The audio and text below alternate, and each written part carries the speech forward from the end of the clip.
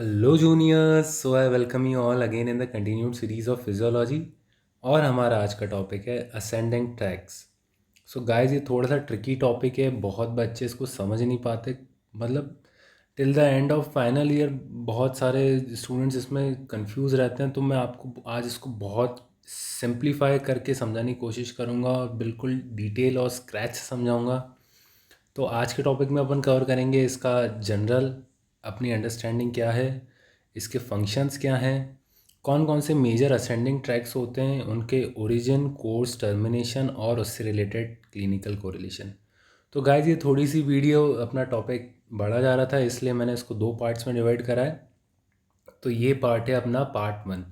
So without wasting any further time, let's move ahead. So starting with the introduction of ascending tracts. तो सबसे पहले यदि अपन नाम पे आ जाएं कि असेंडिंग ट्रैक्ट्स, इसके नाम का क्या मतलब है, तो ये खुद एक सेल्फ एक्सप्लेनेटरी टर्म है। असेंडिंग मतलब वो कोई चीज़ फ्रॉम डाउनवर्ड टू अपवर्ड जा रही है, और ट्रैक्ट्स मैं आपको बताता हूँ क्या है। तो बेसिकली असेंडिंग ट्रैक्ट्स जो है ना, ये अपने स्पाइनल कॉर्ड में ये बंडल्स हैं, नर्व फाइबर्स के बंडल्स हैं, जो कि फ्रॉम लोअर रीजन टू अपना सीएन ब्रेन तक जा रहे हैं। मतलब कि फॉर एग्जांपल जो अपना जो ट्रैक्ट होगा, असेंडिंग ट्रैक्ट होगा, वो स्पाइनल कॉर्ड के नीचे वाले पार्ट के वहाँ से शुरू होते हुए वो जाएगा टिल द ब्रेन। तो वो है अपना असेंडिंग ट्रैक्ट्स। और ऐसे बहुत सारे ट्रैक्ट्स होते हैं, इसलिए उनका नाम दिया असेंडिंग ट्रैक्ट्स। और क्या करते हैं असेंडिंग ट्रैक्स? तो बेसिकली जो भी चीज़ अपने ब्रेन में जाती है, अपने ब्रेन से क्या चीज़ बाहर निकलती है कि अपना कमांड, ब्रेन से कमांड बाहर आ, मतलब इन द बॉडी आता है, और बॉडी से ब्रेन में जाता है अपना पूरा सेंसेशन। मतलब कि बेसिकली अपन कुछ टच कर रहे हैं, अपने इन्वायरमेंट में टेम्परेचर चेंज हुआ या फिर अपने को कुछ फील हुआ, तो वो सेंसेशन जाती है ब्रेन में। तो असेंडिंग ट्रैक्ट्स क्या हैं? ये लोअर बॉडी से ये जा रहे थे अपने सीएनएस तक, मतलब कि सेंट्रल नर्वस सिस्टम में ब्रेन तक, with the help of spinal cord. तो असेंडिंग ट्रैक्ट्स क्या करेंगे? ये सेंसरी इंफॉर्मेशन लेके जाएंगे टू द ब्रेन। अब ये स्लाइड में यही मैंने इसको समराइज़ किया है कि bundles of nerve fibre carrying sensory information from body to brain. मतलब कि बॉडी के, फॉर एग्जांपल आपके टोज़ में किसी ने सेंसेशन करी, यानी कि कोई आपका बेबी है और उसने ज़रा सा टोज़ में टिकल करा, है ना, तो आपको सेंसेशन हुई। वो सेंसेशन आपकी नर्व, आपके रिसेप्टर्स ने उसको कैच करा और उसने नर्व्स के थ्रू भेज दिया उसको स्पाइनल कॉर्ड में। अब स्पाइनल कॉर्ड क्या करेगी? और स्पाइनल कॉर्ड में जा रहे असेंडिंग ट्रैक्स जो कि बॉडी की सेंसेशन ब्रेन तक लेके जाएंगे। तो वो नर्व जाके उस असेंडिंग ट्रैक में मिल जाएगी, और वो असेंडिंग ट्रैक वो पूरी इन्फॉर्मेशन ले जाके ब्रेन में डाल देगा। तो ये एक बेसिकली काम होता है अपना असेंडिंग ट्रैक का। Ascending tracks are sensory pathways, या फॉर अपन इसको एफरेंट पाथवे भी कह सकते हैं। और ईफरेंट पाथवे वो होंगे जो ब्रेन से अपनी बॉडी पे आएंगे, जो कि कमांड पाथवे भी कह सकते हैं अपन उसको। और लास्ट पॉइंट है travel upward through spinal cord, brain stem, thalamus, cortex और सेरेबेलम। मतलब कि ये बेसिकली उसका एक रोड मैप है कि सबसे पहले वो स्पाइनल कॉर्ड में आएगा, फिर ब्रेन स्टेम। ब्रेन स्टेम क्या होता है? मिड ब्रेन, पॉन्स, मेडुला, वहाँ से थैलेमस, और थैलेमस से फिर वो कॉर्टेक्स भी जा सकता है और सेरेबेलम भी जा सकता है, डिपेंडिंग अपॉन द ट्रैक के अपन कौन सा ट्रैक्ट को डिटेल में अपन कवर कर रहे हैं। नेक्स्ट अपन आ जाते हैं फंक्शंस ऑफ असेंडिंग ट्रैक्ट। तो जैसा कि मैंने आपको बताया, असेंडिंग ट्रैक्ट्स ये बॉडी के बाहर की जितनी भी सारी सेंसेशन होगी, कुछ भी अपना बॉडी परसीव कर रही होगी बाहर से, उसको वो फ्रॉम द बॉडी वो लेके जाएगा to the brain, to the higher centre.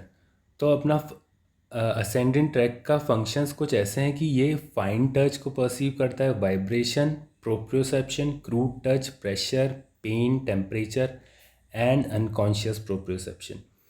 मतलब कि बेसिकली इसमें कुछ कुछ टर्म्स तो है ना वो सेल्फ एक्सप्लेनेटरी। जैसे फाइन टच, जैसे मैंने इसका फर्स्ट जो आपको ड्राइंग दी है कि जो अपना एक एग्ज़ामिनर है वो हेयर ब्रश से उसको पेशेंट को, मतलब जो अपना सब्जेक्ट है उसको स्टिमुलेट कर रहा है कि उसको फाइन टच जो अगर सेंसेशन आ रही है वो ब्रेन तक जा पाएगी कि नहीं जा पाएगी। वाइब्रेशन है, कोई सी भी वाइब्रेशन उसको फील हो रही है कि नहीं हो रही। प्रोप्रियोसेप्शन, प्रोप्रियोसेप्शन एक नई टर्म है, इसको मैं आपको समझाना चाहता हूँ। प्रोप्रियोसेप्शन क्या होता है? सो फॉर एग्ज़ाम्पल, यदि मैं आपको कहूँ कि आप अभी जैसे बैठे हैं, बैठे रहिए और अपनी आंखें बंद कर लीजिए। अब आंखें बंद कर लिए और मैं आपको पूछता हूँ कि आपकी लेग्स की पोजीशन कैसी है, कहाँ पर है? आपके नीज़ बेंट हैं कि आपके नीज़ एक्सटेंडेड हैं? तो प्रोप्रियोसेप्शन ये है कि आपको आपकी 3D स्पेस, जो आपका बॉडी है, उसको 3D स्पेस में वो कहाँ पर है, वो उसका आपको नॉलेज है कि नहीं है। सो फॉर एग्ज़ाम्पल, मैं अभी सिटिंग पोस्चर में बैठा हूँ और मेरे नीज़ बेंट हैं, और यदि मैं आंखें बंद कर लेता हूँ तो मुझे ऑलरेडी पता है कि मेरे नीज़ बेंट हैं, मेरे लेग्स क्रॉस्ड हैं। तो ये होता है प्रोप्रियोसेप्शन। आपको अपनी बॉडी किस, मतलब 3D स्पेस में कहाँ लोकेटेड है, जॉइंट्स अपने एक्सटेंडेड हैं कि फ्लेक्स्ड हैं, इसका नॉलेज होना, इसको कहते हैं प्रोप्रियोसेप्शन। क्रूड टच होता है, मतलब फाइन टच जो होता है ना, उसका मतलब, जब उसको और अपन रॉ टच भी कह सकते हैं कि नॉर्मल जो टच होता है, जो हैंडशेक वाला टच होता है, वो क्रूड टच। प्रेशर हो गया, कोई सा भी, अगर आपकी स्किन पे प्रेशर पड़ रहा है, मसल पे प्रेशर पड़ रहा है, वो प्रेशर होता है। पेन, टेम्परेचर और अनकॉन्शियस प्रोप्रियोसेप्शन। एक प्रोप्रियोसेप्शन वो होता है कॉन्शियसनेस, कॉन्शियस प्रोप्रियोसेप्शन। अगर फॉर एग्ज़ाम्पल आपने आंखें बंद कर ली और मैं आपसे पूछूं कि आपकी नीज़ की पोजीशन क्या है, तो वो आप बता सकते हैं। और एक अनकॉन्शियस प्रोप्रियोसेप्शन ये होता है कि अगर आप वॉक कर रहे हैं, फॉर एग्ज़ाम्पल आप वॉक कर रहे हैं, लेकिन आप अभी कॉन्शियस नहीं हैं, आपको वॉक करते टाइम कॉन्शियस नहीं रहना पड़ता कि यार अब मैं, जो नीज़ है, अब मैं इसको बेंट करूँगा और अपना एक लेग फॉरवर्ड ले जाऊँगा, दूसरे लेग के मैं हील पे खड़ा होऊंगा। ये आपको पता नहीं करना, ये आपकी कॉन्शियसनेस में नहीं रहता। ये अनकॉन्शियस प्रोप्रियोसेप्शन है, बॉडी खुद पता लगा लेती है अब लेग की पोजीशन क्या है, नी की पोजीशन क्या है, वो नेक्स्ट वो कैसे काम करेगा कि ताकि अपना एक स्मूथ मूवमेंट चलता रहे। तो बेसिकली अपन ये आ जाएं, शॉर्ट स्टोरी ये है कि जो असेंडिंग ट्रैक्ट्स हैं, वो सारे सेंसेशन बॉडी के, जो ब्रेन को छोड़ के जो सारी सेंसेशन है ना, वो ब्रेन तक ले जा रहे हैं ताकि बॉडी अच्छे से काम करे। ये एक कंप्यूटर के जैसा है। कंप्यूटर में आप जितने भी इंफॉर्मेशन डालो, वो उसके सीपीयू तक जाएगा, और फिर अगर आप उसको, मतलब फिर अगर आपको उसको कंप्यूटर को कोई कमांड देना है, तो वो उस जो उसको इन्फॉर्मेशन अवेलेबल है, उस बेसिस पे वो आगे अपना रिज़ल्ट देगा। अब अपन आ जाते हैं, एक एक जनरल कंसिडरेशन है। मैं चाहता हूँ कि आप इसको, आपको पता हो तो बहुत बढ़िया बात है, मैं इसको एक रिवाइज करना चाहता हूँ। तो इसमें मैं डिस्कस करूँगा first order, second order, third order neuron. ये अपन, इसको मैं बहुत फ्रिक्वेंटली अभी यूज़ करूँगा इस स्लाइड में। तो फर्स्ट ऑर्डर न्यूरॉन्स वो होते हैं, फॉर एग्ज़ाम्पल इस डायग्राम में जो स्किन रिसेप्टर्स है, वहाँ से जो रिसेप्टर्स कुछ परसीव करेंगे और वो इलेक्ट्रिकल सिग्नल वो आएगा न्यूरॉन्स में। तो फर्स्ट ऑर्डर न्यूरॉन कौन से होते हैं? जो रिसेप्टर से लेके वो इलेक्ट्रिकल इम्पल्स, मतलब जो इन्फॉर्मेशन है, वो लेकर आएंगे up till the spinal cord, जब तक कि वहाँ डेक्यूसेशन नहीं होता है। डेक्यूसेशन का क्या मतलब है? डेक्यूसेशन का मतलब है कि वहाँ पे न्यूरॉन्स, जो फर्स्ट न्यूरॉन है वो सेकंड न्यूरॉन से नहीं मिले, जब सेकंड न्यूरॉन से मिलेगा तो वो स्पाइनल कॉर्ड को बीच में क्रॉस करेगा, तो वो होता है डेक्यूसेशन।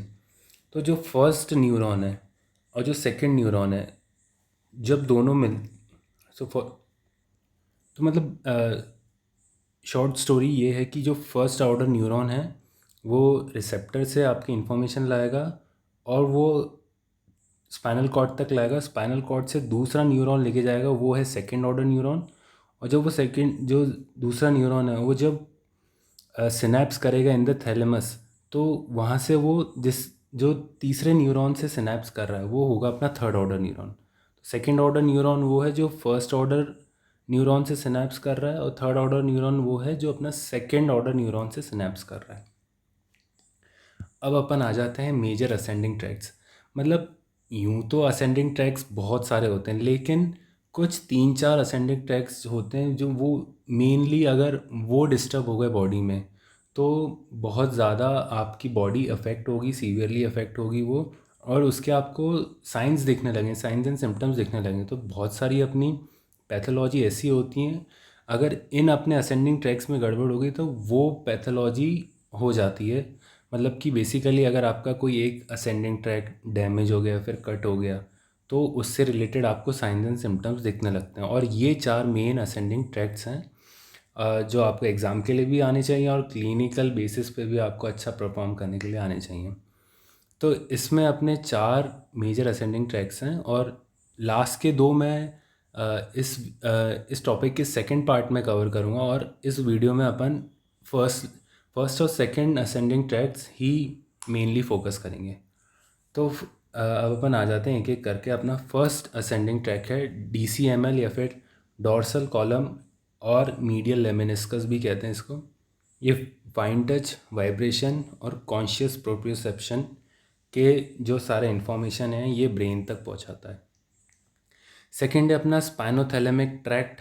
ये पेन, टेम्परेचर, क्रूड टच और प्रेशर, ये सारी सेंसेशन ये ब्रेन तक पहुंचाता है। अब अपन एक एक करके डिटेल में पढ़ते हैं कि असेंडिंग ट्रैक्ट्स और उनके course, origin and all that. तो फर्स्टली कमिंग टू द आज का हमारा फर्स्ट ट्रैक्ट है डॉर्सल कॉलम या फिर मीडियल लेमेनिस्कस। ये जो ट्रैक्ट है तो ये ओरिजिन होता है from the dorsal root ganglia. तो बेसिकली आप ये डायग्राम देख सकते हैं नीचे, जो मैंने डायग्राम पुट करा है इसमें। ये डायग्राम ये दिखाता है, जैसे फॉर एग्जांपल मैंने स्पाइनल कॉर्ड का एक ट्रांसफर सेक्शन लिया, तो उसमें स्पाइनल कॉर्ड का जो सबसे पीछे वाला एरिया है, जो एक तो स्पाइनल कॉर्ड पहले तो ग्रे मैटर और वाइट मैटर में डिवाइडेड होती है।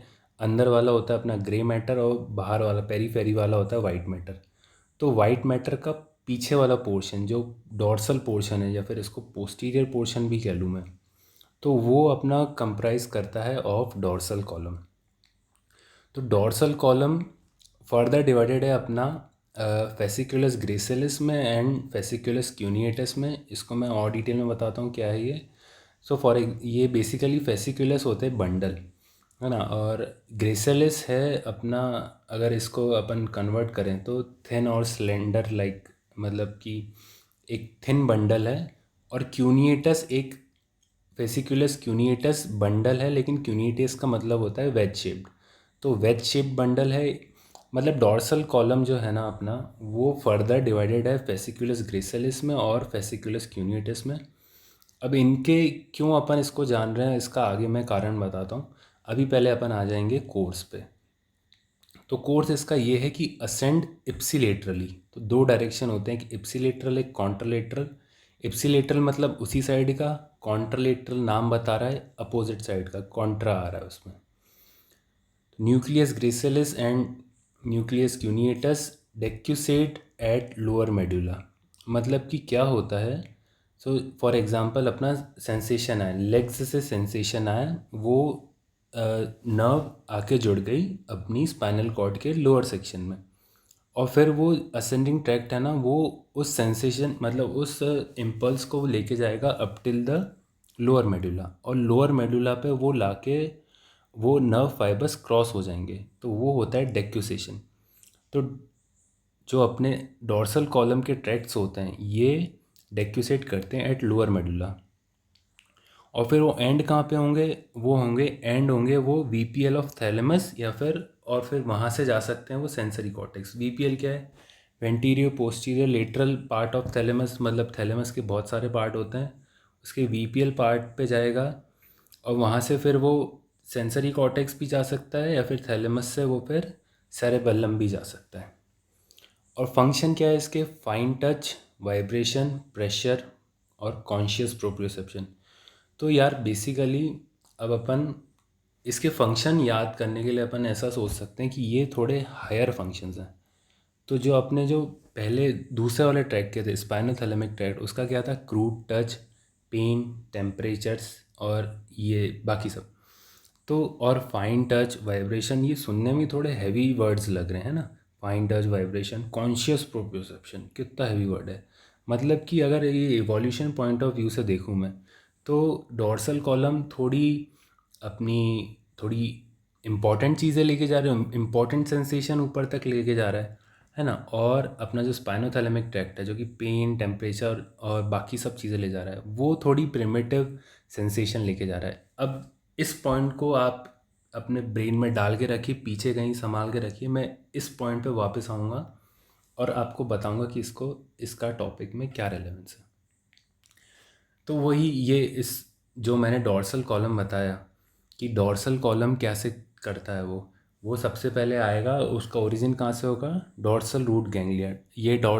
ये इसमें 3 डायग्राम है। इसमें राइट हैंड साइड पे अपर वाला डायग्राम ये है, जो अपना प्रोप्रियोसेप्शन, वाइब्रेशन ये सब आए, वो आए डॉर्सल रूट पे। जो स्पाइनल कॉर्ड है उसका एक वेंट्रल रूट है और एक डॉर्सल रूट है। तो डॉर्सल रूट पे सारी सेंसेशन आई। जो फर्स्ट ऑर्डर न्यूरॉन है वो रिसेप्टर से सारा इन्फॉर्मेशन लेके आया डॉर्सल रूट तक, और फिर वो चढ़ गया इधर अपना, ये स्पाइनल कॉर्ड का सेक्शन है, और वो चढ़ गया फिर अपना डॉर्सल कॉलम पे। और डॉर्सल कॉलम से वो पूरा स्पाइनल कॉर्ड से होते हुए वो चला गया लोअर मेडुला पे। और लोअर मेडुला पे आप देख सकते हैं कि वो फिर सेकेंड ऑर्डर न्यूरॉन, जो अपना सेकेंड ऑर्डर न्यूरॉन है, वहाँ पे डेक्यूसेट हुआ और वो क्रॉस डेक्यूसेट होके वो फिर वापस ऊपर चला गया, थर्ड ऑर्डर न्यूरॉन में कंटिन्यू हो गया। इसको अपन ऐसे भी समझ सकते हैं, ये लेफ्ट हैंड साइड पे मैंने ह्यूमन बॉडी पे भी इसको शो कर रखा है। फॉर एग्जांपल आपके राइट लोअर लेग में कुछ सेंसेशन है, जैसे कि फाइन टच हुआ, फाइन टच का सेंसेशन हुआ, वो राइट लोअर लेग से वो आया, वो अब नी पे आया, फिर वो थाइस तक गया, फिर वो एट दी एंड आके जुड़ गया स्पाइनल कॉर्ड में। अब स्पाइनल कॉर्ड से वो गया सीधे सीधे ऊपर ऊपर गया और फिर वो जुड़ गया एट दी एंड। और फिर वो up till the spinal cord वो उसी डायरेक्शन में ऊपर जाता रहा, और फिर ब्रेन में जो लोअर मेडुला पे वहाँ पे वो क्रॉस होगा, और फिर वो मेडुला से फिर से वो ऊपर जाएगा, फिर वो थैलेमस पे चला जाएगा। तो इसमें फर्स्ट ऑर्डर न्यूरॉन क्या है, जो अपना रिसेप्टर से लेके वो जा रहा है मेडुला तक। फिर मेडुला पे डेक्यूसेट होते हैं, मतलब कि नर्व्स क्रॉस होती हैं। तो क्या होता है, जो सिनेप्स बनता है दो न्यूरॉन्स के बीच में, जो सिनेप्स बनता है वहाँ पे जो सिनेप्स दूसरा न्यूरॉन बनाता है, वो सेकेंड ऑर्डर न्यूरॉन चालू हो जाता है, और फिर वो सेकेंड ऑर्डर न्यूरॉन लेके जाता है information up to the thalamus. फिर थैलेमस पे जो सिनेप्स होता है वो लेके जाता है टू द अपना कॉर्टेक्स, तो वो होता है थर्ड ऑर्डर न्यूरॉन। तो अब अपन आ जाते हैं इसका एक और फाइनल डायग्राम में हम, ये आपको और अच्छे से एक्सप्लेन करेगा। तो बेसिकली शुरुआत यहाँ से होती है, नीचे लोअर मोस्ट पार्ट से, डॉर्सल रूट गैंग्लिया। ये डॉर्सल रूट अपना ओरिजिन कहाँ से हो रहा था? डॉर्सल रूट गैंग्लिया से। तो यहाँ से सेंसेशन आई और वो स्पाइनल कॉर्ड के डॉर्सल कॉलम में चली गई। स्पाइनल कॉर्ड के डॉर्सल कॉलम में भी वो, फॉर एग्ज़ाम्पल यदि लोअर बॉडी से सेंसेशन आ रही है तो वो जाएगी फेसिकुलस ग्रेसिलिस में, और अपर बॉडी से सेंसेशन आ रही है तो वो जाएगी फेसिकुलस क्यूनिएटस में, और फिर वो सेंसेशन अप टिल जाएगी लोअर मेडुला में। मतलब कि लोअर मेडुला, अभी अपन उसको मेडुला ही कहते हैं, सेंसेशन जाएगी मेडुला में, फिर वहाँ पे सिनेप्स होगा और सारे नर्व फाइबर्स मेडुला के लेंथ को क्रॉस, मतलब मेडुला के सेंटर को क्रॉस करेंगे वो, और for example right hand side से आ रहे था वो लेफ़्ट हैंड साइड पे आ जाएंगे। तो लेफ़्ट हैंड साइड से फिर वो मेडुला से फिर वो ऊपर जाएंगे मिड ब्रेन तक, और फिर वो जो न्यूरॉन्स होंगे वो होंगे अपने सेकेंड ऑर्डर न्यूरॉन। फिर वो जाएंगे थैलेमस पे, थर्ड ऑर्डर न्यूरॉन से सिनेप्स करेंगे, और फिर वो जाके at the and information cortex को या फिर सेरेबेलम को वो दे देंगे। अब अपन आ जाते हैं, इसका सेकंड ट्रैक्ट है वो है स्पाइनोथैलेमिक ट्रैक्ट। स्पाइनोथैलेमिक ट्रैक्ट का ओरिजिन भी डॉर्सल हॉर्न से होता है, और इसका कोर्स क्या होता है, ये decussate by anterior white commissure and ascend contralaterally. मतलब कि यहाँ पे डेक्यूसेशन कहाँ हो रहा है, वहाँ डेक्यूसेशन हो रहा था at the level of lower medulla. यहाँ डेक्यूसेशन कहाँ हो रहा है, जहाँ पे सेंसेशन आती है उसी लेवल पे डेक्यूसेशन हो जाता है, और फिर मतलब कि फॉर एग्जांपल राइट से सेंसेशन आ रही थी, वो अब लेफ्ट साइड चली गई और फिर वो ऊपर जाएगा। तो इसमें लिखा है फिर असेंड कॉन्ट्रलेटरली। फिर टर्मिनेट कहाँ पे होगा, वही वो भी थैलेमस पे फिर वो कॉर्टेक्स पे भी जा सकता है, और फंक्शन है इसके पेन, टेम्परेचर, क्रूड टच। अब इसका भी मैं आपको डायग्राम दिखाता हूँ। पहले इसका राइट हैंड साइड अपर वाला डायग्राम आ जाते हैं अपन, सॉरी पहले अपन इसके लेफ्ट हैंड साइड पे जो मैंने ह्यूमन पे डायग्राम बना रखा है। तो फॉर एग्ज़ाम्पल यहाँ पे सेंसेशन आई राइट लोअर लेग से, और वो आके इधर अपने लोअर स्पाइनल कॉर्ड में वो फ्यूज़ हो गई।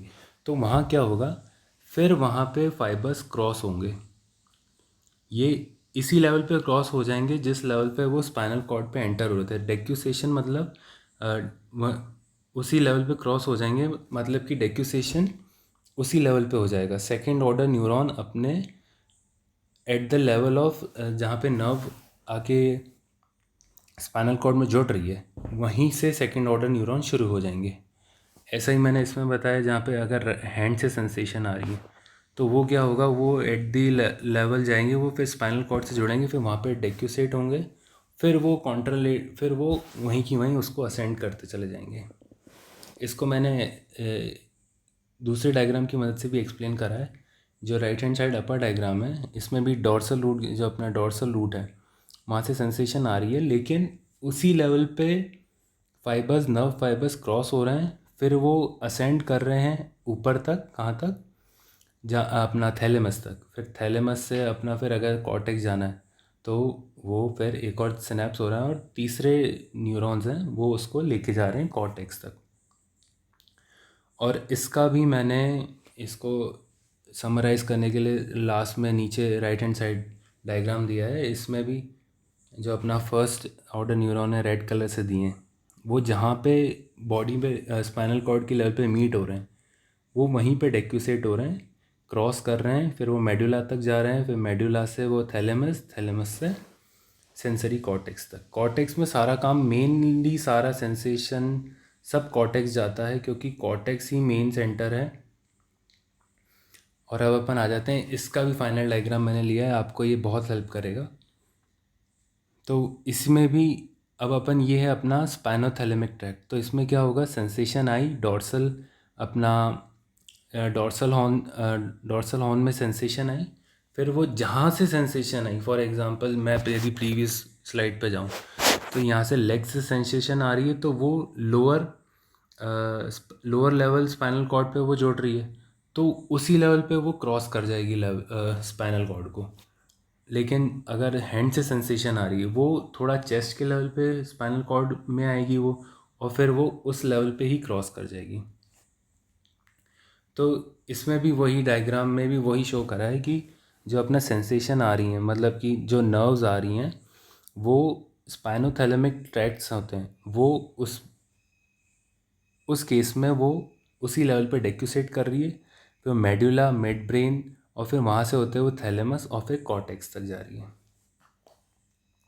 तो अपना क्वेश्चन ये आ जाता है, मतलब मेरे, जब मैं फर्स्ट ईयर कर रहा था तो मेरे दिमाग में ऐसा क्वेश्चन आता था कि सर दोनों ट्रैक्ट्स असेंडिंग ट्रैक्ट्स हैं, दोनों को सेंसेशन ले जानी है ऊपर तक, मतलब कि अपने ब्रेन तक ले जानी है, तो कैसे याद रखें कि किसका डेक्यूसेशन, जैसे स्पाइनोथैलेमिक का decussation at the level of जहाँ पे नर्व जोड़ रही है वहीं पे हो रहा है, और डॉर्सल कॉलम का डेक्यूसेशन लोअर मेडुला पे हो रहा है, ऐसा अलग अलग क्यों है?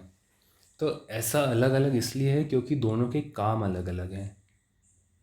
तो जैसा कि मैंने आपको पहले ही बताया था, एक पॉइंट बताया था मैंने, कि डॉर्सल कॉलम का थोड़ा सा जो अपना सेंसेशन है वो क्या क्या ले जाता है, फाइन टच, प्रोप्रियोसेप्शन और वाइब्रेशन। तो ये सारे थोड़े अपने और एडवांस्ड, यदि इसको अपन, मैं कहूँ एवोल्यूशन पॉइंट ऑफ व्यू से देखें, तो ये सारे जो सेंसेशन हैं ये बाद में आए, मतलब कि रिसेंटली आए। और पेन, टेम्परेचर, क्रूड टच, ये प्रिमिटिव सेंसेशन है। तो दोनों के काम अलग हैं, तो दोनों के ट्रैक्स के एनाटॉमी भी अलग है, हो गई, कैसे हो गई मैं बताता हूँ। फॉर एग्ज़ाम्पल अपना स्पाइनोथैलेमिक ट्रैक्ट है, वो क्या ले जाता है, पेन, टेम्परेचर, क्रूड टच, मतलब ऐसी बोरिंग सेंसेशन ले जाता है। तो क्या है, होता है, इसको उसी लेवल पे क्रॉस होना पड़ता है। क्यों, क्यों उसी लेवल पे क्रॉस होना पड़ता है जिस लेवल पे वो स्पाइनल कॉर्ड से मिलता है? क्योंकि उसको फास्ट होना है, मतलब कि मैं एक जनरल कमेंट कर रहा हूँ कि जो चीज़ें क्रॉस हो जाती हैं वो फास्ट हो जाती हैं, लेकिन उनमें इंफॉर्मेशन लॉस हो जाता है। मतलब इंफॉर्मेशन थोड़ा सा लीक हो जाता है, लॉस तो नहीं कह सकता, थोड़ा सा लीक हो जाता है। तो जो स्पाइनोथैलेमिक ट्रैक्ट जो सेंसेशन ले जा रहे हैं, जैसे पेन, टेम्परेचर, क्रूड टच, ये क्या है, ये फास्ट होनी चाहिए, क्योंकि इनका काम प्रोटेक्शन में काम आता है और ये रिफ्लेक्सेस में काम आती हैं। जैसे फॉर एग्जांपल यदि आपने कोई एक हॉट पैन छू लिया है ना, तो पेन सेंसेशन लेके जाएगा उसको स्पाइनल कॉर्ड तक, और वो स्पाइनल कॉर्ड को फास्ट होना पड़ेगा, रिफ्लेक्स शो करना पड़ेगा, तो वो फटाफट क्रॉस होती है। क्रॉस होके बहुत सारे जो नर्व फाइबर वो ब्रेन तक भी जाते हैं और एक रिफ्लेक्स आर्क भी बन जाता है। तो ये अपने जो सेंसेशंस हैं, पेन, टेम्परेचर, क्रूड टच, ये फास्ट होने चाहिए। और इसके अपोजिट जो डॉर्सल कॉलम के सेंसेशंस हैं, जैसे कि फाइन टच, वाइब्रेशन, प्रोप्रियोसेप्शन, मतलब कि सुनने में ही ऐसा लग रहा है ये सोफिस्टिकेटेड सेंसेशन है, तो ये होने चाहिए, बहुत प्रिसाइज होने चाहिए। जैसे मैंने आपको बताया प्रोप्रियोसेप्शन क्या होता है, अपनी बॉडी का नॉलेज, मतलब कि वो 3D स्पेस में कहाँ पर है। तो ये जो सेंसेशन है ना, ये बहुत प्रिसाइज होनी चाहिए, बहुत एक्यूरेट होनी चाहिए, है ना। और यदि ये एट द जहाँ से ये आ रहे हैं नर्व फाइबर और ये क्रॉस हो गए, तो मैंने आपको क्या बताया, क्रॉस होने में क्या डर होता है कि स्पाइनल, ये अकेले तो कोई नर्व फाइबर है नहीं स्पाइनल कॉर्ड में, ये एक कॉलम है, छोटा सा ट्रैक्ट है, ये बहुत सारे नर्व फाइबर स्पाइनल कॉर्ड में मिल रहे हैं।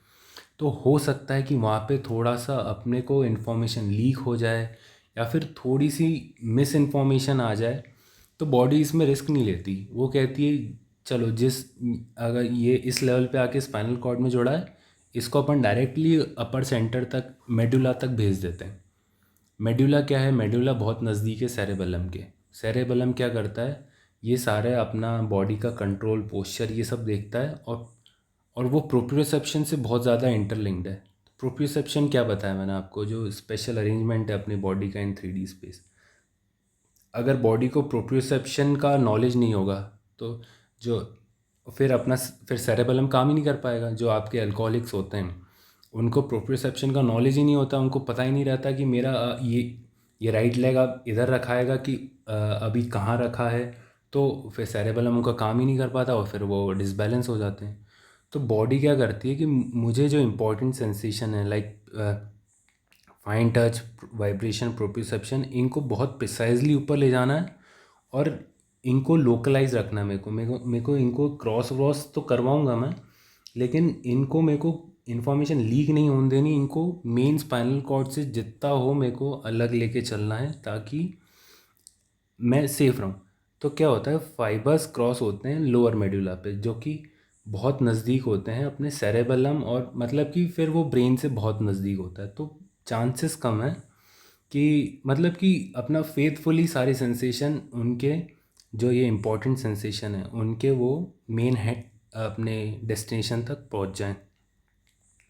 तो मतलब वही कहना चाह रहा हूँ मैं कि जो अपना डोर्सल कॉलम है उसमें एक्यूरेसी इंपॉर्टेंट है, स्पीड से ज़्यादा एक्यूरेसी इंपॉर्टेंट है। लेकिन स्पाइनोथैलेमिक ट्रैक्ट में स्पीड ज़्यादा इंपॉर्टेंट है, और एक्यूरेसी अगर नहीं, कम भी होगी तो भी चलेगा।